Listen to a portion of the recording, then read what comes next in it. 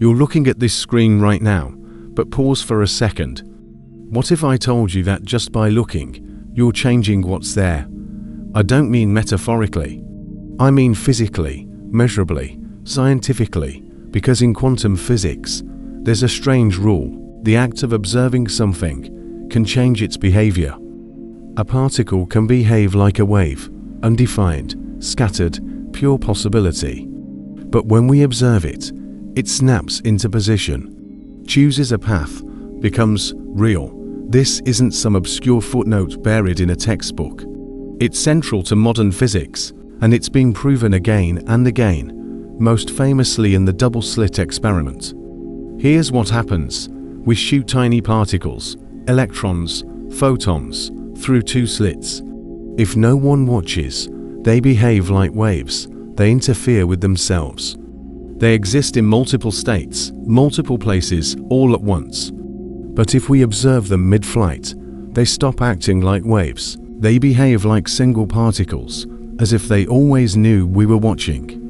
Why does that happen? Physicists still don't fully know. But one thing is clear: the observer matters. Your awareness, your attention, changes outcomes. Now stretch that idea. Zoom out. What if this isn't just about particles in a lab? What if the same principle plays out in the real world?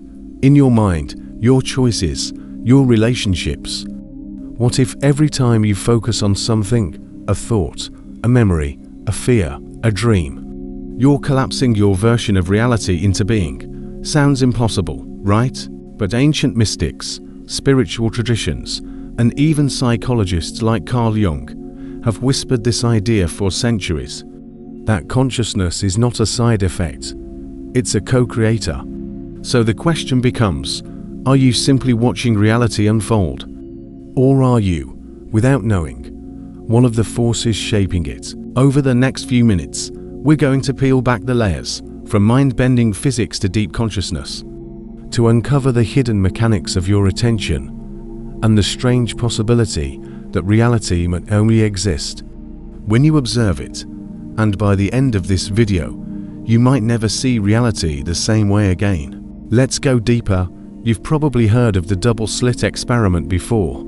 It's mentioned in countless science books, YouTube videos, and even pop culture. But few people realize how deeply unsettling it really is. Here's what happens. Imagine you have a screen, and you're shooting particles, electrons, let's say, at it. But before they reach the screen, they have to pass through a barrier with two narrow openings, two slits. Now, if you fire particles one by one, what would you expect to see on the screen behind the slits? Probably two stripes, right? Like how a paintball gun would leave two marks behind two doorways. But that's not what happens. Instead, what shows up is an interference pattern, a series of alternating bright and dark lines, like ripples on water. It's the exact same pattern we see when waves interfere with each other. Somehow, these individual particles, sent one at a time, are behaving like waves. Waves that go through both slits at once. Waves that interfere with themselves, like they exist in multiple paths simultaneously. It's not just strange. It breaks the rules we thought were unbreakable. But here's the real twist. Scientists decided to add a measuring device, something that could detect which slit the particle actually went through. And suddenly, the interference pattern disappeared.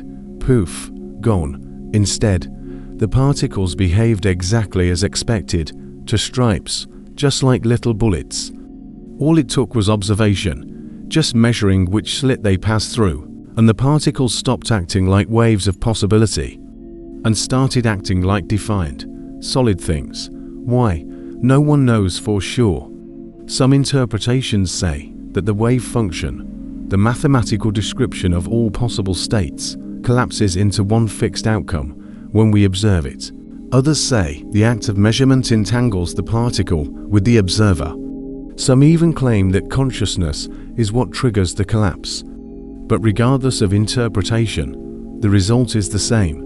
Reality behaves differently when we're watching. This is the observer effect. And while it sounds abstract, theoretical, maybe even irrelevant to your daily life. It raises a huge question. If particles behave differently just because we observe them, what else behaves differently because of our attention? Let's break this down with a metaphor. Imagine your life as a movie, except the set doesn't exist until the camera points at it. You walk into a room, and the room renders itself. You remember a past event, and that memory, that version of it, takes shape based on your current mental state.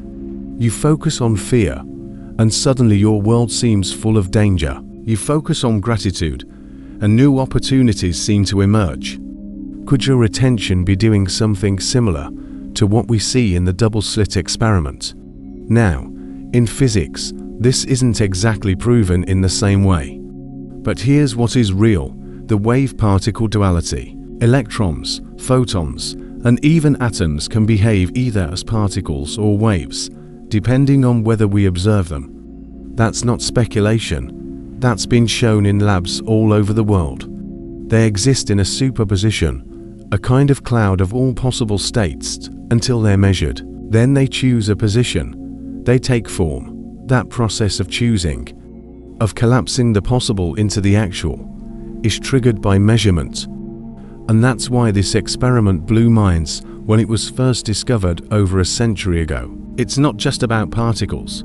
It's about the nature of reality itself.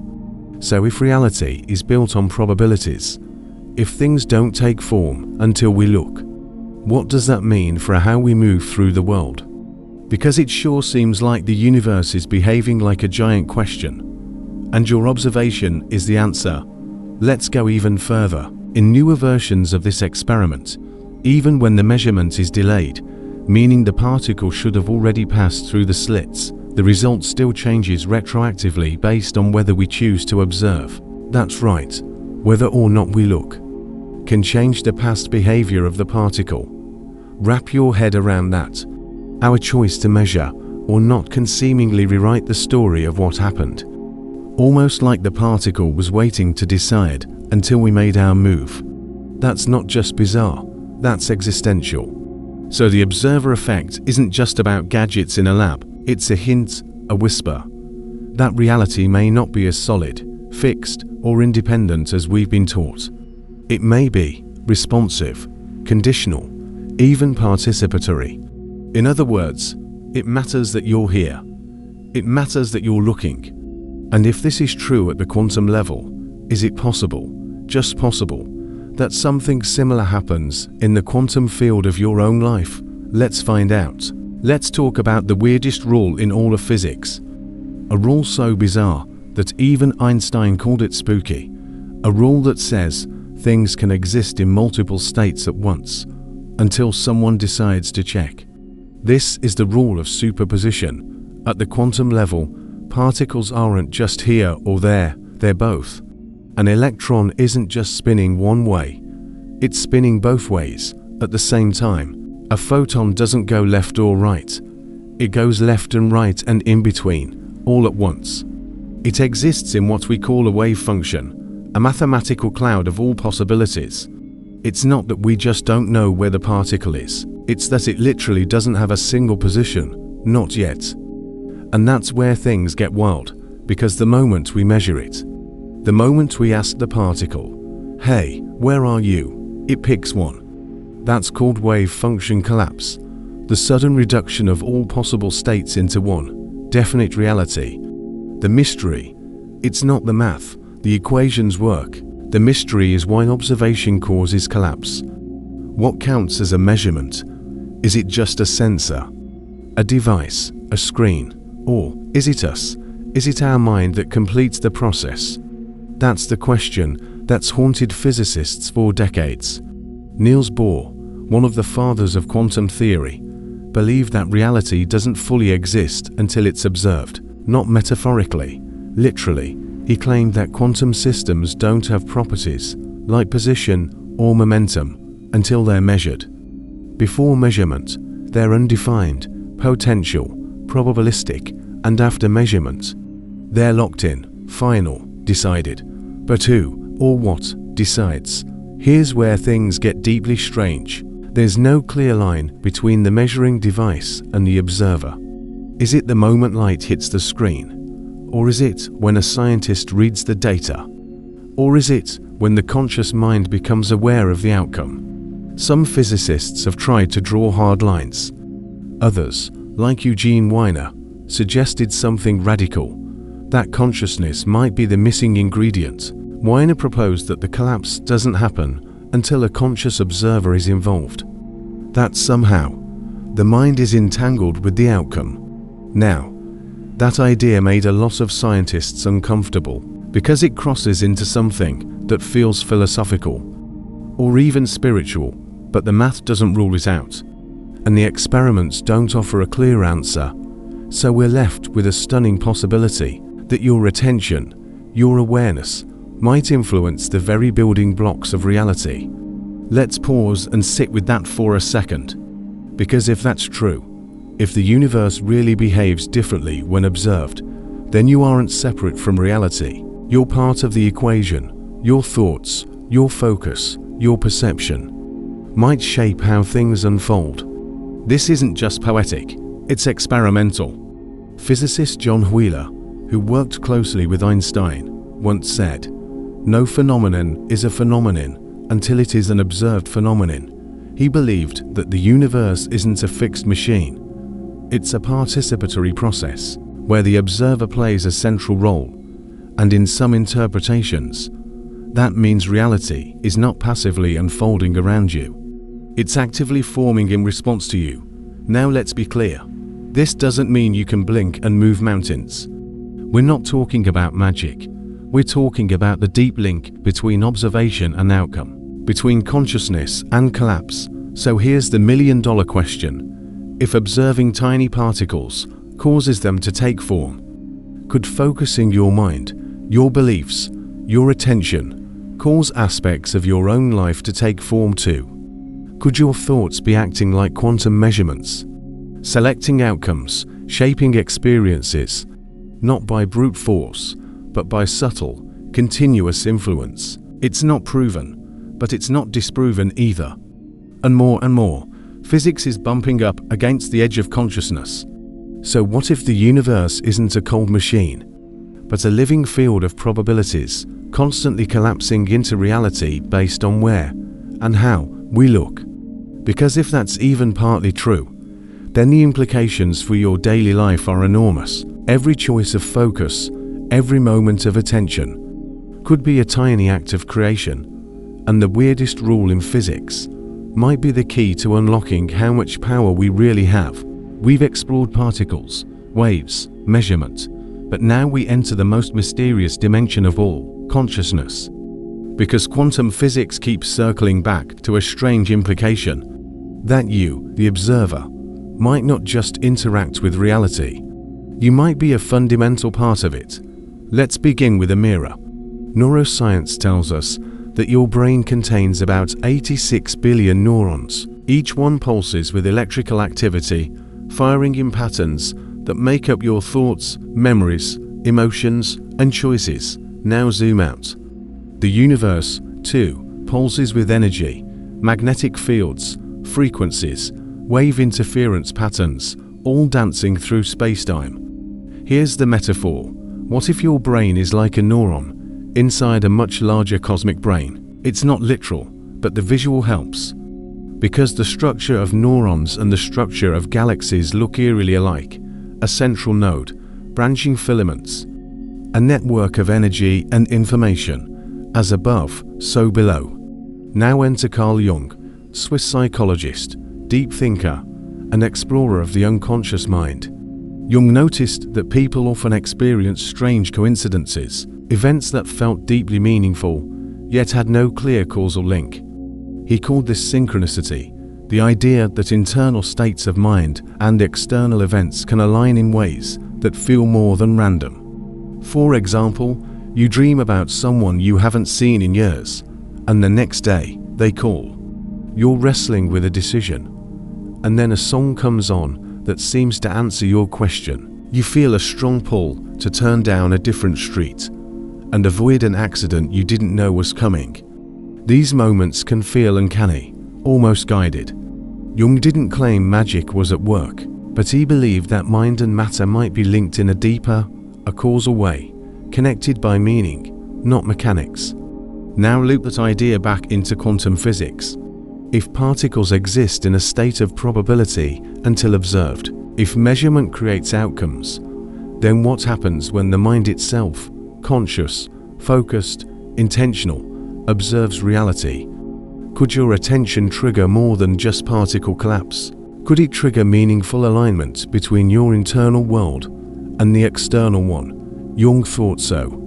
And today, some researchers in consciousness studies and parapsychology are exploring this overlap between subjective experience and quantum phenomena. No one's cracked the code, but the questions are intensifying. Is consciousness fundamental, a basic building block of reality? Is the universe aware of itself, through us? Is your attention not just a flashlight, but a creative force? Let's visualize this. Imagine the quantum field as a vast sea of possibilities, waves of potential outcomes, all flowing and interacting. Now imagine your consciousness as a tuning fork, where you place your attention. What you believe, fear, desire, begins to resonate. That resonance attracts certain wave patterns. And when you observe, those waves collapse into the particles of your experience, into people, opportunities, events. It's not that you're inventing reality from nothing. It's that you're selecting from a sea of possibilities. Just like in the double-slit experiment, your thoughts become measurements. Your focus becomes collapse. Your life becomes the output. And again, this isn't about magical thinking. It's about rethinking what observation really means. Is it just data on a screen? Or is it conscious awareness that truly makes something real?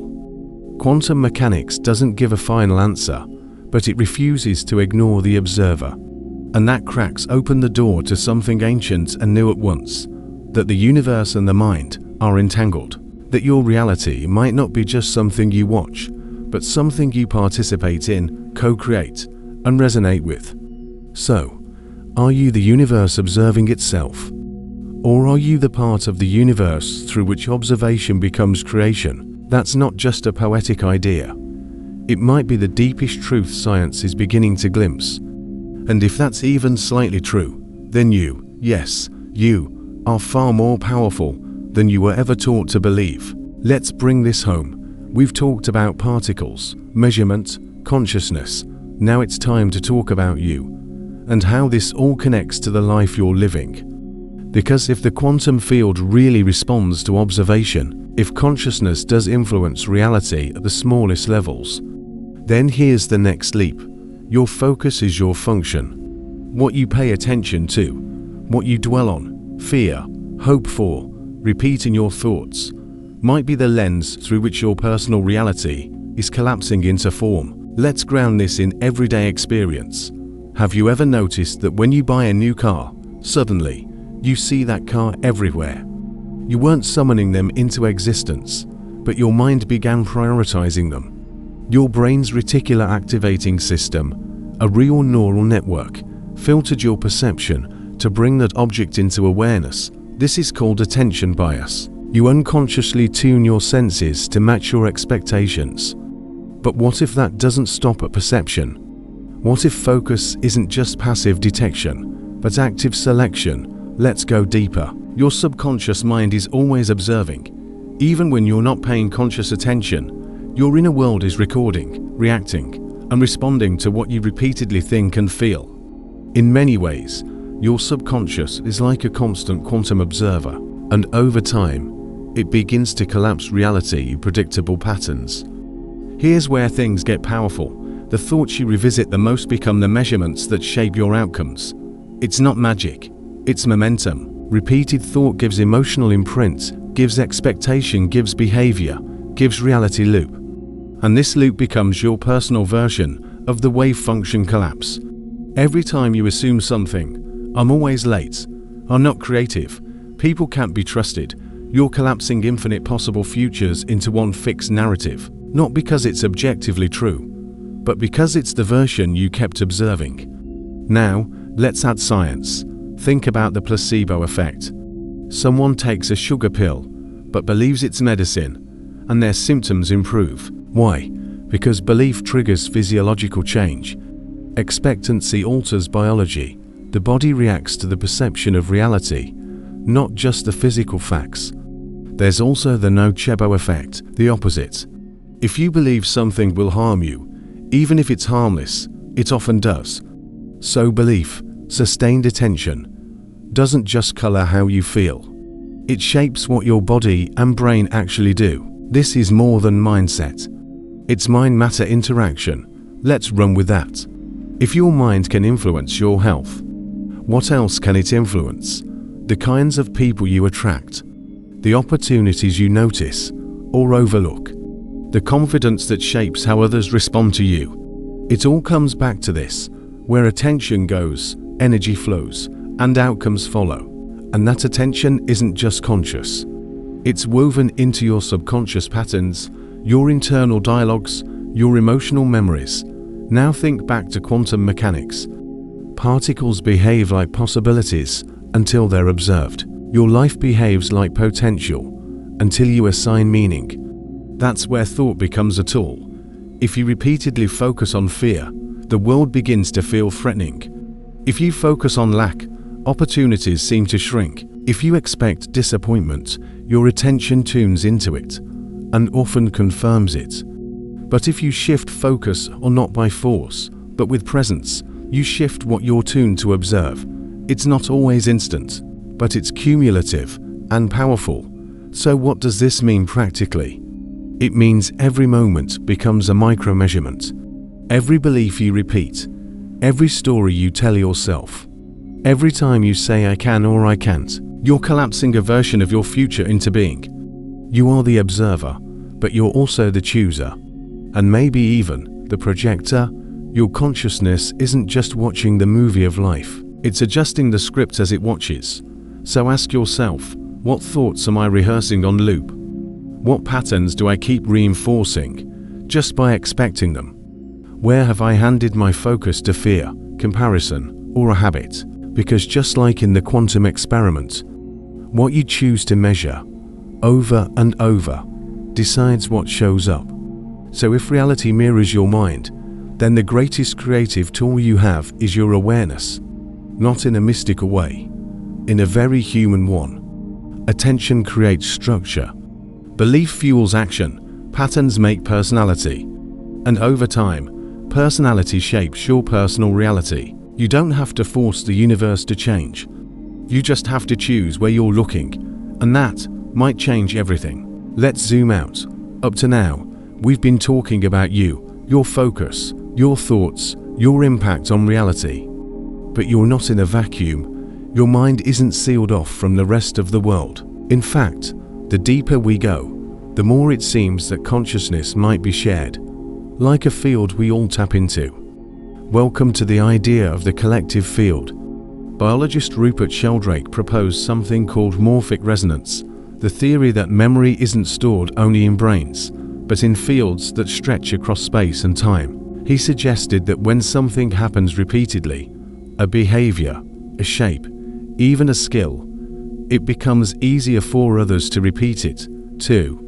Like when one person solves a puzzle, and then others, halfway across the world, solve it faster without knowing why. It's like reality remembers, and learning isn't just passed through books or genes, it's passed through patterns in the field. Now think about how that might apply to thoughts, or states of mind.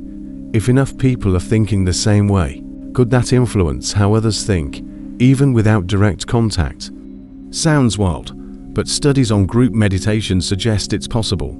In cities where large groups meditated together on peace, crime rates dropped during the experiment periods. Not permanently, but noticeably, the same pattern happened again and again. It's not conclusive, but it's provocative, because it hints that consciousness might be contagious, and coherent group states might ripple outward. Neurologist Jose Grunberg-Zilberbaum took this even further.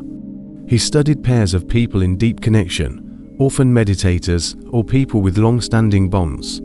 In some cases, when one person received a stimulus, like a flash of light, the other's brain showed a similar response, even in another room, without any known signal passing between them. He called this the neural matrix, the idea that our brains may form entangled patterns, and that mental synchrony can exist beyond physical proximity. That's not science fiction. That's neuroscience bumping into the mystery of shared mind fields. So what does this mean for us? Now, in this moment, it means your mind may not just be yours. It may be part of a larger network, a shared mental ecology, where your thoughts, emotions, and attention add to the collective signal. In this view, every fear you release, every insight you embody, every act of compassion you choose, isn't just healing you. It's helping clear the field for others. That's not just metaphor. It's physics meeting psychology at the edge of what we understand. Think about a flock of birds. They move as one, perfectly coordinated, almost telepathic. No leader, no delay, just pure synchrony. What if human consciousness can do something similar? What if we're already doing it, but unconsciously? Maybe that's why a single act of kindness can ripple through a chain of strangers. Maybe that's why some ideas spread instantly, as if the field itself wants them to. So the big idea here is this: you're not observing alone. Your mind is part of something bigger, a field of minds. A global wave function of intention, attention, and awareness. And just as your personal focus collapses possibilities into outcomes, so too does our collective focus collapse global probabilities into shared realities. If enough people believe in fear, the world starts to reflect it. But if enough people believe in possibility, we might just change the field. That's not about being positive all the time. It's about becoming aware of what we're feeding into the shared space we all live in. Because the observer effect doesn't end with you. It echoes outward through every interaction, every thought, every choice. So the next time you think, I'm just one person, how much difference can I make? Remember this: every observer counts, every signal matters. And you're already part of the field. The only question is, what kind of signal are you sending? So, after all this, you might be thinking, okay, but how much of this is science? And how much is speculation? Great question. And it's exactly the right mindset.